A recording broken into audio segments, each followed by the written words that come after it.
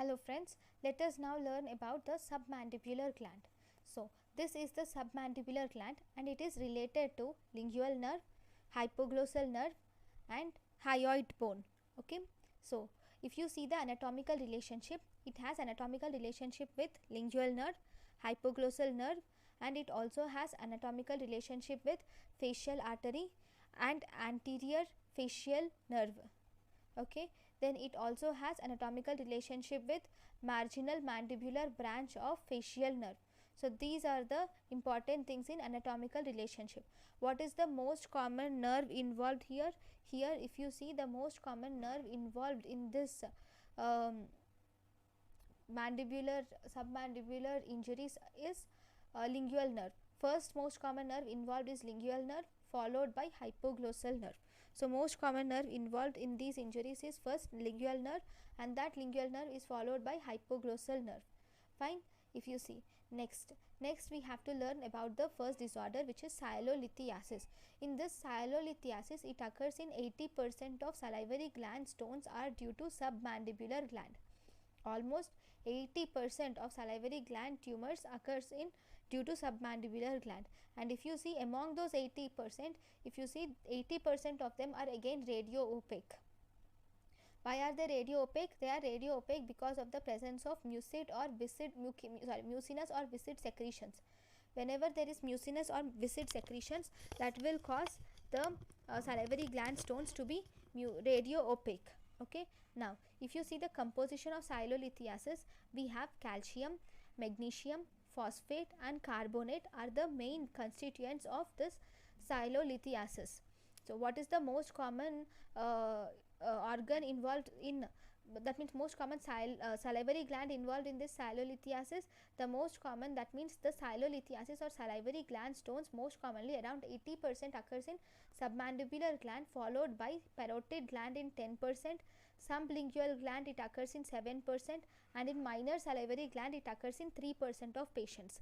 Then if you see the clinical features, in clinical features between the meals, the patient presents with pain and swelling of the submandibular gland is submandibular region occurs between the meals. So that is the main important clinical feature, is the patient presents with pain and swelling of submandibular region between the meals. Then if you see, the patient suffers with referred pain in the tongue also. This referred pain in the tongue is mainly due to the irritation of lingual nerve. Because of irritation of lingual nerve, the patient gets pain in the tongue.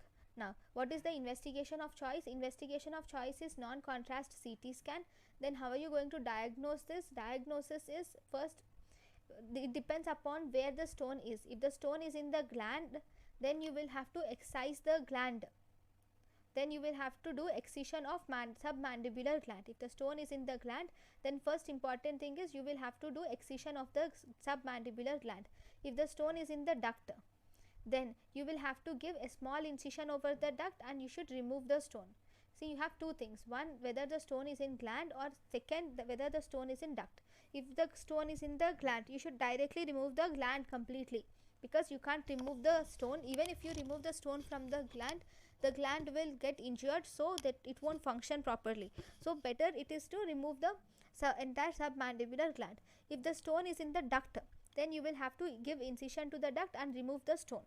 What is the most common nerve injured here? The most common nerve injured here is lingual nerve, followed by hypoglossal nerve. Okay, so this is about sialolithiasis. So here in this picture you can see the stone. Here in this picture, here you can see the stone in the submandibular salivary gland.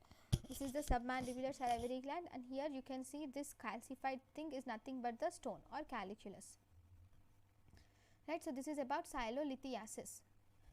Then we have something called as ranula. Okay, what is ranula? Ranula is the cystic swelling which is present in the floor of the mouth. The cystic swelling in the floor of the mouth is called as ranula. See, remember, this ranula is mainly an extravasation cyst which arises from the submandibular gland. Ranula is an extravasation cyst arising from submandibular gland. Read this ranula here, it mainly occurs due to local trauma or duct rupture. Because of local trauma or duct rupture, there is spillage of mucin in the surrounding soft tissues, right? Because of this spillage of mucin in the surrounding soft tissues, the mucin will accumulate.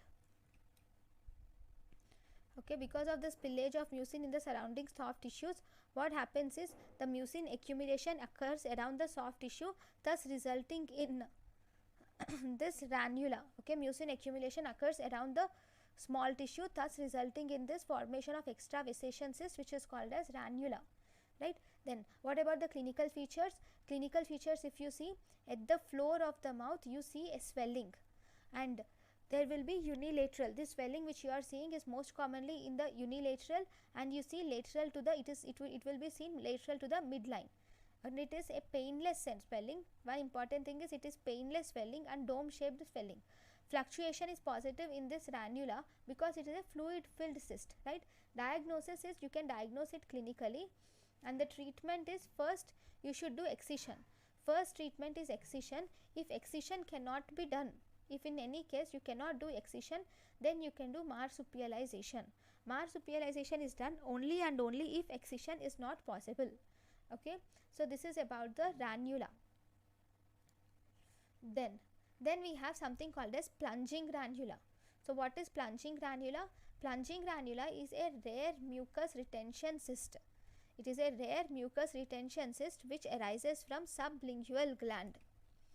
This mainly occurs from sublingual gland. It is an intraoral ranula. That is, if there is intraoral ranula, it can also lead to cervical projection. This ranula is mainly at a retention cyst. Okay, now it is a painless soft fluctuant swelling, but here most importantly it shows dumbbell shaped. So it is dumbbell shaped and it is fluctuant swelling. Then if you see the diagnosis is by USG and MRI, and here with the help of ranula you can excise. Here in the ranula the treatment of choice is you should do an excision of the sublingual gland. Okay, you should do an excision of sublingual gland, and for excision we use an intraoral incision for excision of sublingual gland. Okay, so if you see, this is the picture of ranula, where there is, this is the ranula, okay, which is an extravasation cyst of sublingual gland. And then we have plunging ranula. This is the picture of plunging ranula, which is dumbbell shaped tumor and which is also arising from the sublingual gland, but it is retention cyst. Okay, then if you see the next is, so this is about the head and neck. So thank you guys for watching. Sorry, this is about the salivary glands. Thank you guys for watching my lecture. In the next class we will learn about head and neck fractures, head and neck injuries. Thank you.